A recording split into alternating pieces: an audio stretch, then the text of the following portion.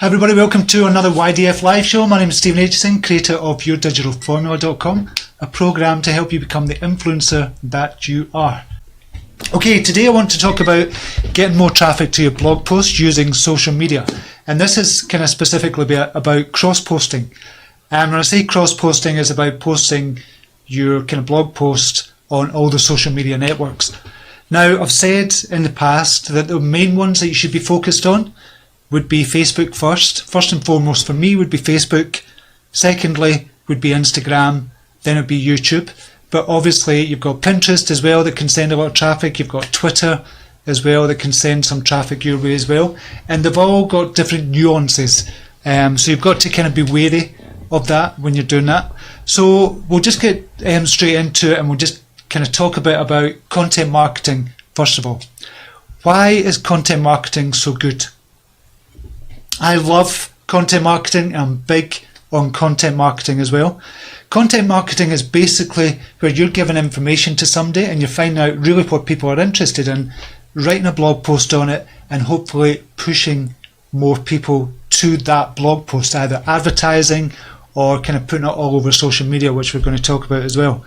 And what you can do with a specific blog post, say for example you've got a product on weight loss, and you could write a series of blog posts about losing weight in particular. So it could be a series of 5 blog posts they write about, but on these 5 blog posts alone you have a pop-up, and you can do that with the likes of Lead Pages or SumoMe, for example. You can have a pop-up just for those particular posts, and you can get people who are interested in weight loss onto your email list and send them a campaign of emails. So you know they're really interested in the topic, and if you niche it down like that within your blogs, within your blog posts, you can get a lot of subscribers and you'll find out exactly what people are interested in. So for example, I've got one, I think we've got one just now for the blog at Your Digital Formula, where we've got a pop-up for coaches. So if you go to a specific blog post at Your Digital Formula, if you're a coach and you're interested in getting an ebook specifically for using Facebook for coaches, then a pop-up will just come up on that post. It won't show anywhere else, it'll just be on that particular post. And if it does well, you advertise to it to get more leads, and you've got a campaign of emails using Aweber, Drip, or kind of I don't know the other, I can't remember the other ones. GetResponse, that's the one I was thinking of, or MailChimp, whatever autoresponder you're using, and you can build up your email list that way. And within the email list, obviously you're sending out more content, and at the end of your campaign, or the middle of your campaign and at the end of your campaign, you're sending out an offer for your product, whatever it is you're selling. So that's why content marketing is so good. And I call it, well, I don't know if I called it or if I named it that, but I think generally it's called education-based marketing. If you educate people first, you get them to know, like and trust you. So, and I want to give you an example. Actually, there's a book that I've been reading that is a really good book. I don't know if I've got it here. It's called They Ask You Answer. And it's a great book about kind of all about content marketing. I spoke about this a couple of weeks ago, and the guy in it is kind of, he does, his niche was building pools for people in America, and he was a pool guy, and he had a company with pools, and the company was really doing quite badly. So it wasn't making any money. It was looking like within a 3-month period it was going to go under, and he was racking his brains trying to figure out what to do to get more leads, to get more sales, and to get more people in to buy his products. And it was installing a pool, and the average cost was about $50,000. So you can imagine it's not an easy sell. So what he did, he used content marketing specifically to get people in through the door, to educate them and to answer all the questions they had that nobody else was asking in the pool industry. He kind of teaches this all over the world now, and he attributes his blog and his website and his education-based marketing to growing his company and bringing in extra sales of over $3 million purely because of the content he was producing. So it depends on what kind of niche you're in as well. But that is just a quick example, and I thought that was a brilliant kind of story. And if you want to read that, I'll kind of put the link up for you as well. It's a great book, and it's a kind of strategy we've been using as well, more and more. Myself and Maria Flynn have been kind of going through this for a while now and writing more blog posts, and we're still getting into the strategy and really kind of building up the kind of email list and looking at the campaigns and automating it as well. So content marketing is going to be brilliant for you. It's going to be great for you in 2017, 2018, 2019, because your content's always going to be there. So first of all, think about answering the questions that people are asking you most often. That would be the obvious choice. And what happens is you're going to be found in the search engines when people are asking that specific question. So make sure you're doing that for your content marketing strategy as well.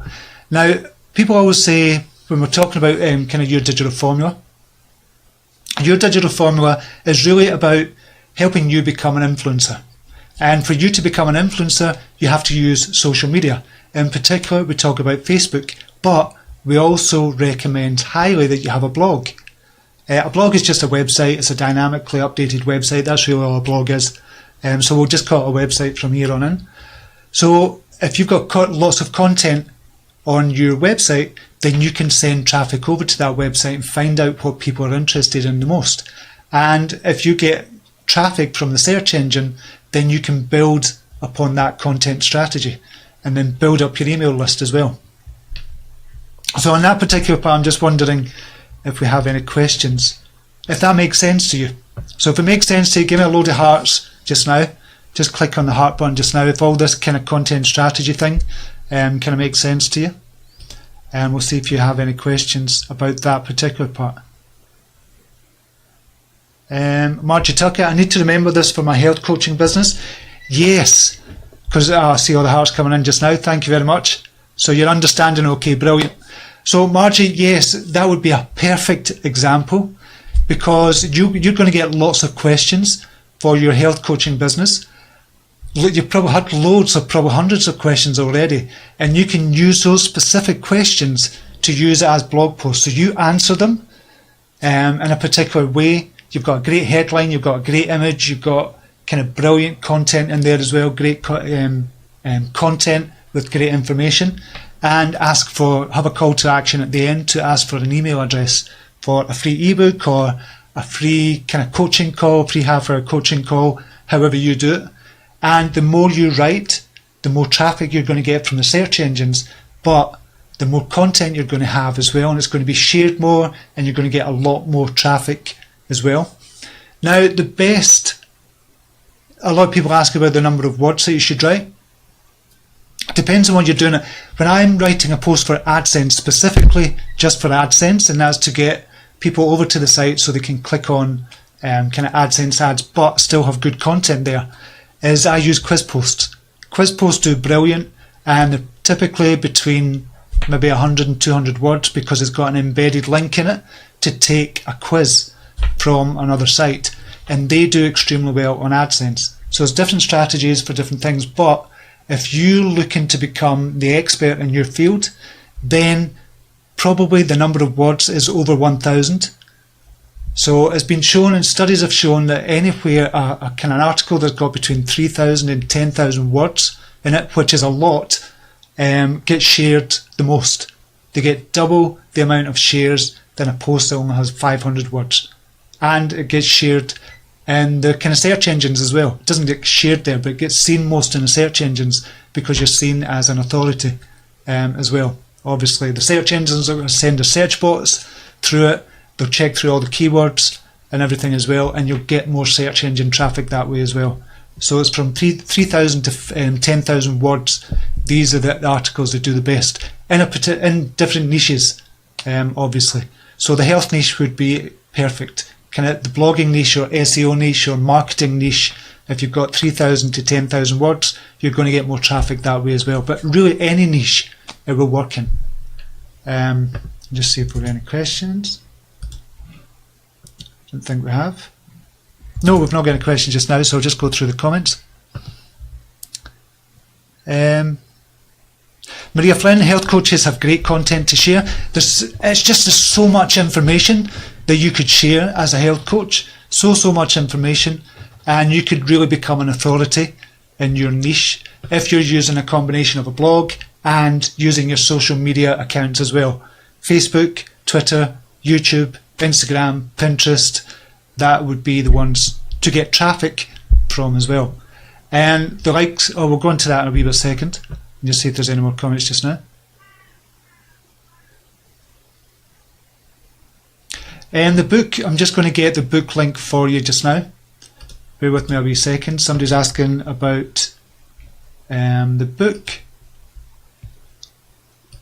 Oh, where was it? Yeah, Margie Tucker. Right, 1 wee second. I'm just going to get the link for you, Margie. Right, it's called, as I said, They Ask You Answer. And it's from Marcus Sheridan, but I'm just going to get the link for you just now, if you just bear with me a wee second. They Ask You Answer. And I'm putting the link in just now. I'm taking time to put the link in just now because usually I do a live straight after this one. So it's just getting time to go through all the comments and that. That's why I'm putting it in just now. So that's the link. It's called They Ask You Answer by Marcus Sheridan. Brilliant book. I think you'll really enjoy that if you're into kind of blogging and content marketing. I'll see if there's any more questions. Shelley Sweeney, you lost me on absence, or it was your accent, just saying. Sorry, I don't know what that means, Shelley. Wait on, watch replay. Margie Tucker, and I have answers. Yeah, if you've got the answers, then put them down into kind of blog post format, and you'll get a lot of traffic that way. You're not going to get traffic overnight. It's not going to work overnight because the search engines need to have time to kind of find you, for example, and obviously you're going to have to do your part as well on social media. Got a question from Jen Atkinson. I love the idea that Maria mentioned the other day, writing a blog post and then using that content for a Facebook Live. So you cross-promote the blog and the live, double the value, 2 birds with 1 stone. Yeah, we've been saying that for a while as well. What you do is repurpose your content. So we do that quite a lot. Myself and Maria do that a lot. So we'll use a blog post, use it for a Facebook Live, and then that Facebook Live, you can then download the video, put it onto YouTube. You can chop it up into different pieces, into 1-minute chunks. You can put it onto Instagram. You can then put it onto Google+. You can put it onto, use Pinterest for it as well. So use the images and put it onto Pinterest. So you can repurpose your whole content. So one blog post could literally give you an additional 40 pieces of content for your social media presence, if you think about it that way. And that was something I was toying with the idea about 6 months ago, to write a whole new kind of program within the YDF, but it was huge. It was just way too huge and complicated to do. But if you break it down that way, it's much easier to think about. So one blog post could literally give you 40 extra pieces of content, which is brilliant. We spoke about that before, Jen. So yeah, definitely use that idea. Question from Laurie Emmett, slightly off topic, but do you think quiz posts that naturally have less copy than standard posts will fall foul of Facebook's algorithm changes? Content to ad ratio. Yes, I do. Unfortunately, I do. But so far, it's still working. And I use this, as I said, Laurie, as you'll know as well, I use this primarily to get traffic to the blog, but to get AdSense income as well, so as passive income. And the quiz posts still do much better than the other types of posts that we've got on the blog to get traffic over. But having said that, Facebook have changed their algorithm recently to kind of search for more clickbait type articles. Now, I don't know if the quiz posts, or the way I'm wording it, is kind of getting classed as clickbait because I'm getting less traffic from Facebook to the quiz posts now. So don't know if the Facebook algorithm is kind of seeing that as clickbait, but has started to pick back up again. So we'll see what happens with that. Yeah, so we'll see. But what you could do with that, for the quiz post, Laurie, what you can do is you can write a long article about a particular topic and make a quiz post, put a quiz post at the end of it, or a quiz at the end of it, so attach a quiz at the end of it. So you're getting two bangs for your buck. So you're getting the content, great content. You're okay in Facebook, you're okay in Google, because they've got that kind of search engine optimization in there with maybe 500 to 1,000 words. Put a quiz at the end of it, and you're going to get people staying on your site longer. So that might be a way around, or you're going to get people to stay on that particular blog post longer as well. So the bounce rate is going to be much lower. So yeah, I think that's a good strategy to do it that way as well. It's constantly changing. It's kind of hard to keep up with everything. But at the moment, it's still working for quiz posts. It's gone up slightly again, as I said. So having more content and a quiz post at the end of it would be a really good way to get around that. Howard Mann. So you blog offering educational info to drive traffic to a site where you have something for sale. No, Howard, not where I've got something for sale in particular. So there's a number of ways you can make money from your blog. I primarily use the blog as kind of passive income now, just now, and I've got 3 blogs. So one I use for passive income, that's a big blog at CYT. One I use for educational, so I can get people to sign up. This is for the YDF program, so that'd be blog.yourdigitalformula.com. And one I've got for the positive affirmations as well. That's blog.positivelifeaffirmations.net. So 3 blogs I've got, and as I said, I've got different strategies for all of them. Now the one with CYT, that gets a lot of traffic, and obviously I want the sign up as well. So I've got a sign up, a pop-up that comes up to go to a free kind of presentation just now. So if you went over to stephenaitchison.co.uk, a pop-up would come up as soon as you were going to exit the page. So if you were going to exit the page, a wee pop-up comes up saying watch this 15-minute presentation on how to kind of attract more money into your life. And there's a 15-minute presentation, and then there's a sale at the end of the 15-minute presentation. So that's how I'm getting kind of email sign-ups that way. But people that are not really interested in, and they're just kind of passers-by, they'll click on the AdSense ads from Google Ads. So I'll make money that way from the blog. And the blog at Your Digital Formula, that will have a pop-up for a brand new ebook. We're kind of just in the middle of editing just now, or Maria's in the middle of editing it, which is a nightmare. So everybody will get that, and that will lead them into a campaign to try and get them into YDF Monthly and get them into kind of YDF program as well. And same with positive life affirmations as well. So you want to educate people first so they know, like, and trust you, and then you can ask for their email address, and then you can ask, if you're a coach, you can ask for a free kind of coaching session if they want a free coaching session. So there's loads of ways you can monetize your site. Affiliate links as well you can put in there instead of Google AdSense links. Amazon links, for example, as well. So there's just a ton of ways to kind of monetize it. But I honestly, if that's all I was doing, I would probably make 5 times more money than what I am just now with the blogging side of it. But I can't focus on that because the main focus is Your Digital Formula. But if that's all I was doing, if I was just a blogger, I would find much better ways to kind of monetize. Well, I know I could monetize it much better and monetize it, kind of get 5 times as much as I'm getting just now. But I've just not got the time or the kind of manpower to do that as well. Comment from Stephen Webb. Something I've learned, we don't need to come up with something new for every blog post and every live. People learn by repetition. Exactly. Some messages need to be told several times, and you always have new audience members. It takes ages for something to sink in with me. Yeah, Stephen, that's what I had a live yesterday, and it was on the CYT page, and it was called 7 Rocks That Are Holding You Back. So it was about 7 beliefs that people have that hold them back. Now, I've had that live before about 3 or 4 different times, and I've kind of had the headline as kind of different headlines as well, but essentially it was the same information. And that's how you get across information as well, by repetition, because people don't just read something and then they'll learn it straight away. It's through repetition as well. That's part of the whole learning process. So you're absolutely right there as well. And you could do that with your blog post as well.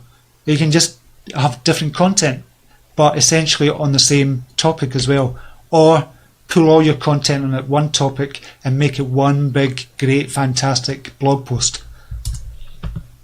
Right, okay, so we'll get into I know we've been talking a wee while there about that. I'll just see if there's any more quick questions there. Maria Flynn, just for your information, there's great groups in Google Plus that are great places to share your blog in your niche and earn more AdSense. Yes, again, that's something I've never utilised because I've never focused on Google Plus, and I know you've spoke about that as before, Maria. But yeah, it's just about, I think it's about prioritising in social media, because you've got to prioritise kind of what you focus on as well. Particularly if you're a kind of one-man band and you're just kind of working for yourself, you've got to kind of prioritise and test out different things. So test out what Maria's saying there, Google Plus groups, for example. If that works for you, focus on it. Obviously Facebook, you focus on Facebook as well to get traffic over. So that's is a really good idea as well, and try it with all the social media sites. Margie Tucker, so much information, I'm getting lost in it all. Originally I was going to talk about getting more traffic to your blog post with social media, but we kind of went into content marketing, so I think I'm going to just stick with content marketing just now. And we'll talk about specifically getting more traffic with social media, but it was really thinking about how you're going to post to social media. So if you're using Facebook, obviously remember and use kind of images for your Facebook posts. And Facebook allow you up to, I think it's about 10,000 characters when you're posting a blog post in particular. But it's only 480 characters that are used in the actual post link itself. So make sure you get all the great information in the first 480 characters. Now, I don't write a lot of description for my blog posts. It's only kind of one-liners usually. But I might be looking at changing that because Facebook are changing the algorithms. But make sure you have a great image, great header, and a kind of description as well that kind of fills people in on exactly what it's about. And have a call to action as well. Because for blog posts, you don't often see the blue link to click over. People sometimes don't know to click on the image to go over to your blog post. So you could just say read more below, for example. Don't write kind of click down below for more information. That might be considered clickbait. So just put read more below. That's kind of more passive. So do that as well. On Twitter as well, when you're posting on Twitter, great idea to have the image as well as the link. And obviously Twitter's got 140 characters. Make sure it's less than 140 characters so people can kind of retweet it and kind of pull your name in there as well. So the headline has to be kind of less than 140 characters, and obviously the link, but have an image in there as well. And with Twitter as well, you've only got a shelf life of about 18 minutes. So make sure if you've got a blog post that is really good, post it 4 or 5 times throughout the day, different times of the day as well. So Twitter is going to be a really good one for you as well. If you're big on Twitter, I'm not big on Twitter. I have to say I've got about 13,000 followers, but I don't use it. I don't focus on it because it doesn't give me a lot of traffic, to be honest. So I don't tend to focus on it. LinkedIn is a good one as well. If you're kind of business oriented, post your blog post on LinkedIn as well. So there's 2 ways to do it. You can actually have a blog post on your own on the link on your LinkedIn profile. So, well, it's not called a blog post, it's just a post that you've written, and you can take the same kind of blog post that you've written and put it on LinkedIn, but you can also share to LinkedIn as well. So that's 2 ways of doing it on LinkedIn. And again, a photo is really good, and you can have 600 characters on LinkedIn as well for your description field. But the first 150 characters are going to be the ones that count. So make sure you kind of think about that. I'm trying to rush through this quickly for you. Obviously, Pinterest. Pinterest is starting to come more to the fore to get traffic to your blog. However, I've noticed with Pinterest, you don't get as much people staying on for as long a time as you do with the likes of Facebook and kind of Google Plus, for example, as well. So yeah, have a great image for your blog post so you can put it on Pinterest as well. And keep your descriptions on Pinterest between 150 and 300 characters long as well. And include searchable hashtags with Pinterest as well. That's always a good one. I know we're coming up for a time. On Instagram, show it on Instagram as well. Instagram have a square image when you're posting it to Instagram, and you can't have a kind of link within the Instagram, but what you can do is you can change your profile link on Instagram to the blog post that you want to talk about, and you can say that within the description field on Instagram. So great image, and then have a kind of an introduction about the blog post, and with you can have the URL there, but it's not clickable, but you could put the URL in your profile kind of description as well, and just tell people to click on the profile link to see this blog post, for example.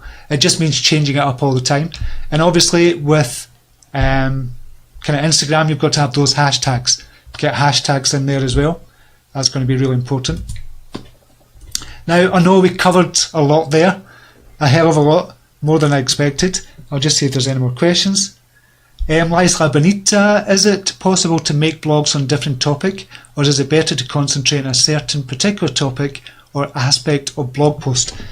You can make blog posts on different topics. So for example, over at stephenaitchison.co.uk, we talk about personal development, and there's a whole kind of field, got spirituality, lifestyle, health, for example, psychology. So there's lots of different topics under that umbrella. But what you're better doing, if you've got a specific niche that you're in, just stick to that one niche. So for example, somebody was talking to me about cryptocurrencies the other day. So just stick to, he's just sticking to writing about cryptocurrencies, and that's all he's going to write about, because you could talk about kind of other forms of investing, for example, but kind of we advised him just to stick to cryptocurrencies, and he could start another blog on investing in the stock market, for example, and start another blog on doing investing kind of in real estate, for example. So that's what I would do, and that makes you an authority kind of blog in your field as well. So I hope that helps, Laisla. Shelley Sweeney, every country has rules for Facebook Live. It should all be the same, Shelley. They shouldn't have different rules for different countries, if I've understood the question right. Yeah, so it shouldn't be different rules for different countries. Just see if we've got that question right. Howard Mann, wow, Stephen, lots of info. I'm lost in the dust, but thank you. Great live. Thank you, Howard. I know that was going to be a lot of information there, and I should have just stuck to the content marketing. I should have just stuck to that. I should have stuck to the one kind of piece of information there. But yeah, it's a lot to take in, but it's just to get you thinking. And obviously we'll go over this again, Howard. We'll do it another time as well. Just, again, what Stephen Webb was saying there about repetition. Laurie McCalla, thank you, Stephen. Lots of good information. Excellent. Margie Tucker, I have to go. Thank you for all the great info and have a beautiful day. You as well, Margie. Don't know if you're away already. Laurie Emmett, brilliant live today, full of useful information and great reminders. Thanks, Laurie. I really appreciate you being here. And I think that's what it is. It's just kind of useful reminders and kind of good content as well, maybe stuff that you've not heard before. I think that's us. Jen Atkinson, the info is great. Thanks, Stephen. Thank you very much, Jen. Really appreciate you being here. And Laurie McCallan, no, I'm glad for all the info. Great live. Thank you. Thank you so much. And thank you for sticking with me and for all your questions and your comments. And if you think this is going to be useful for somebody else, share it. Share the video. Share the video for anybody else you think will find it useful. And if you think this is useful, the YDF Monthly is even more useful with myself and Maria Flynn. We've got that coming up this Monday, and we're going to be talking about growing groups on Facebook, starting and growing a group on Facebook, and why it's going to be so beneficial for you in 2017. Well, the rest of this year. So that's coming up this Monday. The link is above the comments field or the video field, depending on how you're watching this. If you want to join our YDF Monthly program as well, that would be fantastic. But remember and share, and hope to see you on Monday as well. All the YDF Tribe members will see you there on Monday, and some new members as well coming in. So whatever you're doing today, have a brilliant day, and namaste. Take care. Bye now.